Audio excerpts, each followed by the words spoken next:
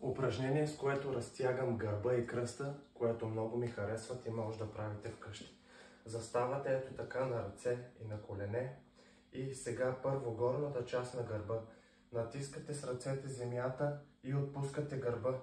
Виждате как отива надолу гърба и след това натискате и опъвате гърба нагоре да се огъне максимално. И така редувате гърба надолу, натискате с ръцете, гърба максимум нагоре.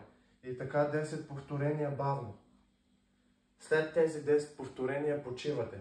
Сега с кръста огъвате го надолу максимално. След това същата арка на долната част на кръста. Опъва прещените доста добре. След това ги сгъвате пак. И така 10 повторения бавно.